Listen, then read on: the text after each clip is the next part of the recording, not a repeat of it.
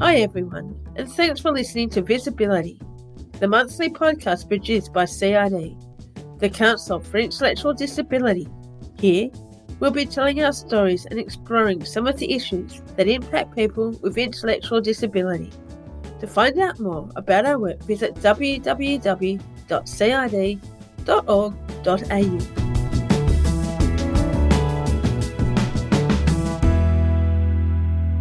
In the spirit of reconciliation, the Council for Intellectual Disability acknowledges the traditional custodians of country throughout Australia and their connection to land, sea and community.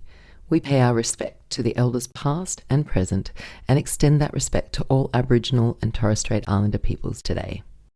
In this series, we talk to people with intellectual disability about the decisions and choices they make in their lives. Leonie lives and works in regional New South Wales. Today she is going to tell us about living independently, working a job she loves, her relationships, and how she's showing other people that with the right support, they can do the same. My name is Raylene Griffiths. I'll be your host today. With me is my co-host, Tom Parker. Thanks, Raylene. Welcome, Leonie, and thanks for joining us to talk about your life. You live in Wagga. Can you tell us a bit about what it's like living there? I like being in Wagga most of the time. I like socialising and going out for food and for my work.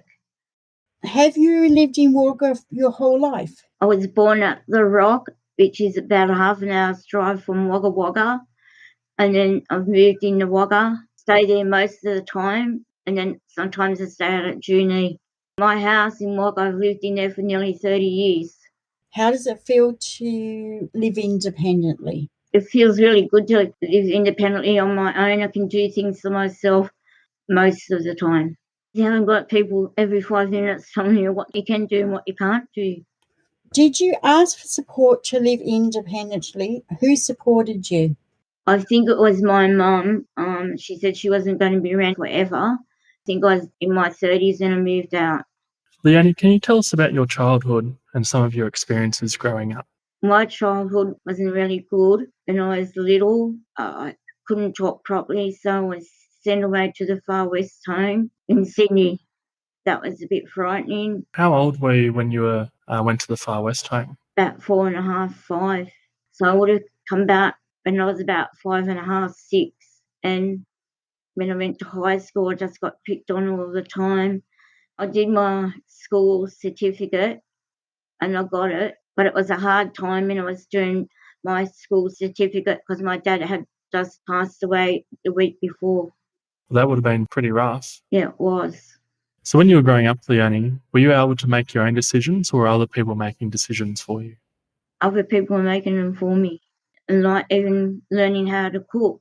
I was told by my brothers and sisters that my mum made all my decisions for me. Kind of baby me and wouldn't let me have a go. And that's why till I started working, I used to use the word dumb. So that's how you felt about yourself, did you? Or is that what other people sort of told you? Yeah, they told me I was dumb, and then that's had stuck in my head ever since. How big's your family? I did have a real brother and a real sister, and then I had 2 half sisters. Were your brothers and sisters supportive? When I got older, they were. When my mum was gone, they were more supportive. So what did you dream of doing when you left school, Leonie? I was hoping to work with kids. I love kids. So what kind of work did you do? I did cafe work for a while, and then I did a nanny at Melbourne and also worked at a preschool in Wagga as a volunteer. Did anyone support you to help you find work? I think it could have been my mum, and then I went around looking for a bit myself. What was your favourite of all of these jobs, Leonie? Looking after the kids at the preschool, but then they said no, I couldn't get a job there. They said I could only be a volunteer because I think they picked it up that I had a disability. How long did you work there for? About 2 or 3 years. When did you decide to stop volunteering there? After they kind of told me that I would never get a paid job there. And how did that make you feel? Yeah, I thought it was unfair, that they should have gave me a go. And And then after that, I just did volunteer work at a daycare centre with elderly and the disabled. So, Leonie, you looked in the newspaper and found a job for a nanny. You applied and were offered a job with a family in Melbourne. That was a pretty brave thing to do for a young woman from a small town. Can you tell us what your experience was like? It was a bit frightening because my mum had to take me on the train, and it was just an eye-opener because I was working for a lawyer, but the kids are good, 2 little boys. What did that job involve? Cleaning the house, setting the tables, making sure the kids had a meal, changing their nappies, giving them food and entertaining them. And how long were you down there for? Not quite 12 months, and then they said I wasn't fit for the job because of a couple of things that happened while I was looking after the kids.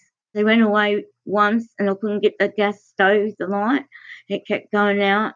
I had to go and ask the neighbour what to do, and then one of the boys got diarrhoea and I couldn't keep up with the nappies, so I had to go and ask the neighbours next door again, what do I do? I'm running out of nappies.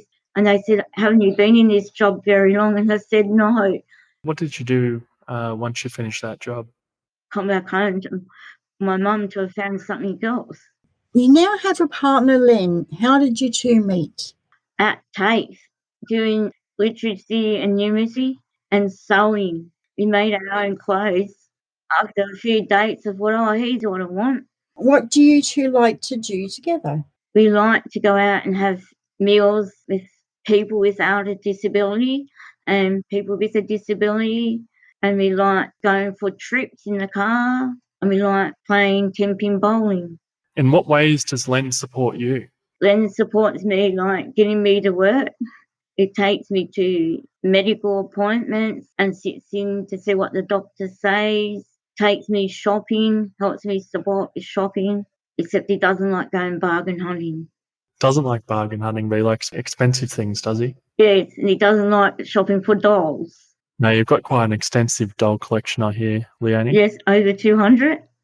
How are some of the ways that you support Len? Waking him up in the morning, helping him use his computer, helping him with medical appointments. You also wanted to have children of your own. What did the doctors say to you? That was a risky decision because it could turn out like me with an intellectual disability, or I could die while I was having it, or it could turn out like my partner. So does your partner also have an intellectual disability? Yes, I decided I don't want to risk my life and I don't want to risk the baby's life. I felt relieved, but I was pretty sad. And who supported you to make that decision? Len's mum was alive, and also I think my sister was. What sort of age were you when you were going through that process? In my middle 30s. And had you just recently met Len, or had you been with Len for a little while? I've been with Len for a long time before that. I see, though, that you hang out with your nieces and nephews quite often. Does that bring you joy? Yeah, they do. Every time they see us down the street, can we come? Can we come? We love you, Auntie Leonie and Uncle Lenny. Can we come? Thanks, Leonie, for sharing your story with us. We'll now take a short break before returning to hear more of Leonie's experience as a woman with an intellectual disability living independently. You're listening to Visibility, the podcast produced by the Council for Intellectual Disability. If you're enjoying this episode, you can support us by reviewing us through Apple, Podchaser, or your favourite listening app. Welcome back, everyone. But you also have a support circle of friends, family and support workers. The support workers are really top. They let us make our own decisions, what we cook, and if you can't think of something, they give us an idea what we could have. So they only assist us. We got 2 favourite ones. What makes them such great support workers? Well, they listen to you. They don't boss you around. They only help us if we can't think of something ourselves. So there's a sort of a genuine support there, Yeah. and trust. And trust. So how recently did you start getting paid support? Since NDIS came in. So before the NDIS came in, how did you sort of survive? Who were you asking for support? Just lived on my pension and got in the debt. Like I owe money to shop. I just used to waste it It was hard. I was asking my family, and at that stage, I had a lovely art teacher. I'd be ringing up and say, I need your support. How do I cook this? What do I do now? Say if they didn't pick up the phone, what would you do? Ring the next person in line. It might be 10 phone calls. I try my auntie across the paddock. I try my niece who's got the kids out at the rock. I just keep ringing and ringing until I found someone to say, hey, how do I do this? I'm stuck. How does it make you feel that, you sort of felt the need to constantly ask people for support in those areas? I felt bad, as if I was silly. I didn't know what to do. And then now that you have got those supports in place, what does that look like now? It looks a lot better. I'm not in debt anymore because I had family tell me to set up payments to come out of my Centrelink payment. No, I just don't miss it. Yeah, I'll gain more confidence at lighting the stove and not walking away leaving it. They let me cut the food up, but they can pick out sometimes if I'm not on track, if I'm having a bad day or I'm a bit tired, they'd say, oh, would it be safer for me to finish the cutting for you? Have you ever had something that you would call sort of bad support? One staff member wouldn't let me food prep. That's because I had an incident with a knife once. I was opening packets with a knife instead of a pair of scissors, and I cut my finger and it bled. She said, I don't like blood. I better put a Band-Aid on. I better ring your boyfriend to come back. You better take her up to the hospital, put stitches. It was a big ordeal. Or they said, doesn't need stitching, love. It needs just a wash and a Band-Aid. Off you go. And did you work with that support worker again after that? For a little while, and then another bad support worker came in and she said, oh no, you just watch. I won't let you do anything. And I said, well, how am I going to learn? I said to her, I feel really bad. I want to have another go. I rang up the boss and said, I'm not happy with the support worker. She wouldn't give me a go, and she wasn't really supportive. She just wanted to prepare the meal herself or just read books. Or this girl that I got rid of, there was her and another lady, and the other lady I still got. So when you were younger, Leonie, did you feel you had that same confidence to be able to make those decisions? No, I didn't. When I was younger, I didn't have much confidence to make decisions for myself. Sort of when did it click for you that, hang on, I do have these rights? As I got older and moved out, started getting support. What are some examples of good support you have had? At uni medical, you can't be happier because they're willing to listen to you. If I need to fill out forms, say try and fit time in. And then if you want to know results, they either show you on a picture on the screen or they draw a picture and explain it to you. And if you don't understand it, I say, can you use plain English, not big words? They take an interest and they say, oh, what's the problem today? And then they say, you got any more issues? And they just sit there till you finish all your things that you want to say to them. And do you see that as being a big difference to sort of what you find in the hospitals? A big difference. I've had bad support at the Wagga Hospital, filling out forms. They say, can't you do it yourself? And I say, no, I've got intellectual disability. And they said, oh, can't you find someone? And I said, no, this is your job. You should be doing it for me. And I feel really put down. Now you're using all your life experiences to create training that helps other people learn new skills. How does that feel for you? It feels really good to me that I've learned a lot of skills and I can help my friends. They can stick up for their rights. Like sometimes one particular girl wants a certain meal and the carer says, no, you have to have this. It should be that young girl's decision. One group home we see nearly every fortnight. I was told by our support worker that they let the guys try and make their own decisions.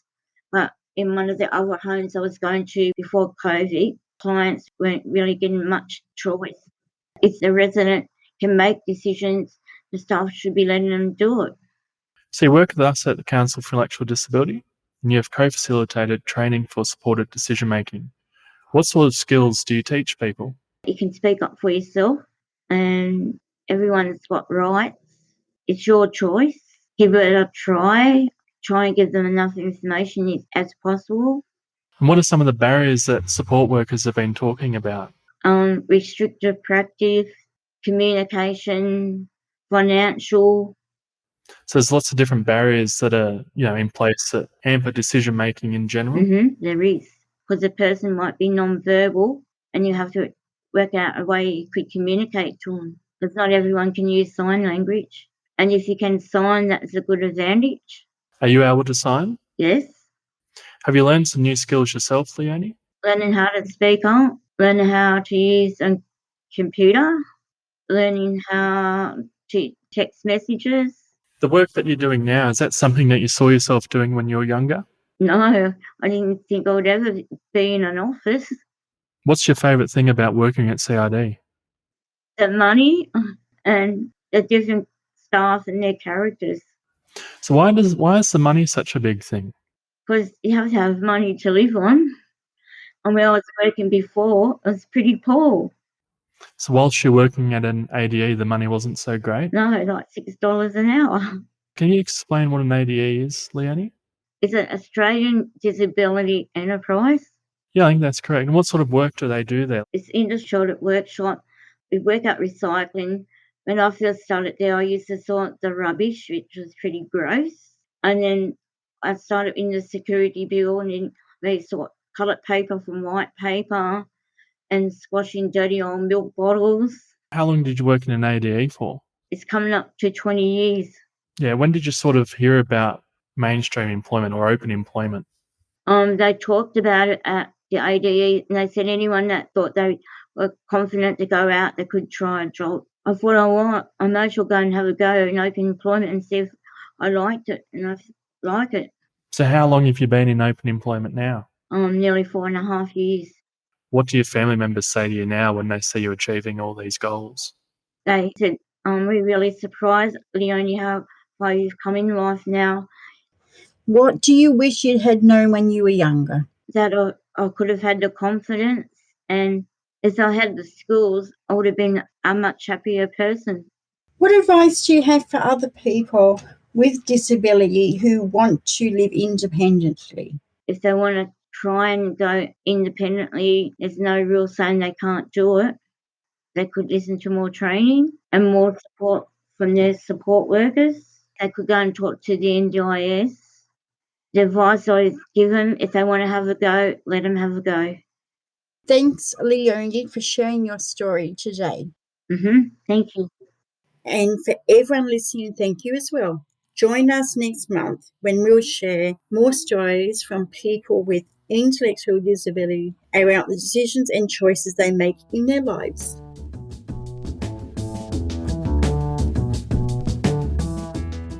You're listening to Visibility, the podcast produced by the Council for Intellectual Disability. If you're enjoying this episode, you can support us by reviewing us through Apple, Podchaser, or your favourite listening app.